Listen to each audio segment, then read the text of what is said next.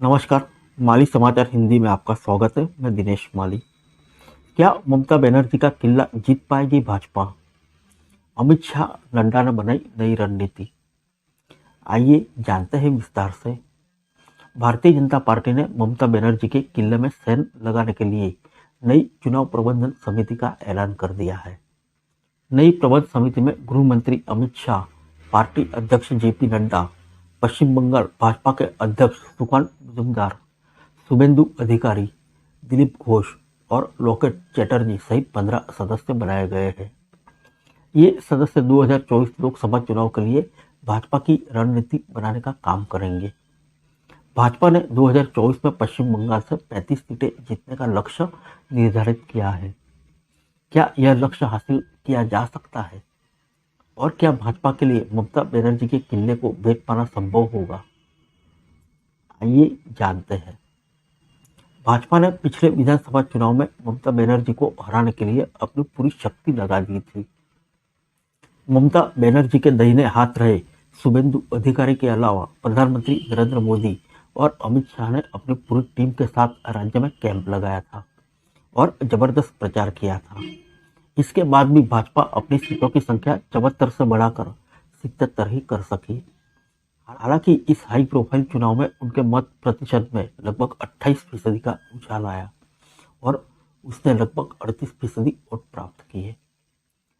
इस चुनाव में कांग्रेस और वाम दलों ने भाजपा को रोकने के लिए खुद को पीछे कर दिया है और पूरा चुनाव केवल भाजपा और तृणमूल कांग्रेस के बीच होगा। यही कारण है कि ममता बनर्जी की पार्टी टीएमसी के साथ भी पूरा गैर भाजपाई वोटर इकट्ठा हो गया है। उनका मत प्रतिशत उछलकर 48% तक पहुंच गया है। इसके पूर्व विधानसभा चुनाव में टीएमसी का मत प्रतिशत 45% से कुछ कम ही था। यानी सही मायने में 2021 के विधानसभा चुनाव में ही बंगाल ने इंडिया गठबंधन का प्रयोग कर दिया था, जिसमें पूरा विपक्ष भाजपा के खिलाफ एकजुट हो गया था। गैर भाजपाई मतों में बंटवारा न होने का परिणाम हुआ कि भाजपा की सीटों में पूरी कोशिश के बाद भी ज्यादा बढ़ोतरी नहीं हो पाई, जबकि ममता बनर्जी 294 सीटों की सदन में 215 सीटों तक जा पहुंची। लेकिन ममता बनर्जी की मजबूती ही इस चुनाव में उनकी कमजोरी भी साबित हो सकती है।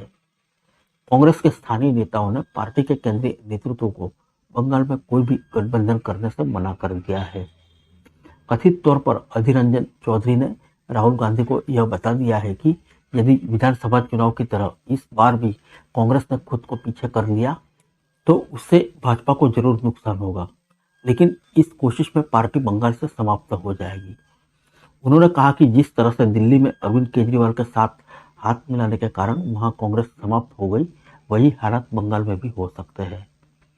वहीं वाम दलों ने यह भी कहा है कि अब तृणमूल कांग्रेस से समझौता नहीं करेंगे, इससे वे भी हमेशा के लिए समाप्त हो जाएंगे। यदि उन्हें अपना अस्तित्व बचाना है तो उन्हें इंडिया गठबंधन से अलग होकर चुनाव लड़ना होगा। ऐसी स्थिति में पश्चिम बंगाल में इंडिया गठबंधन के बीच सीट शेयरिंग के मुद्दे पर तनाव बढ़ सकता है।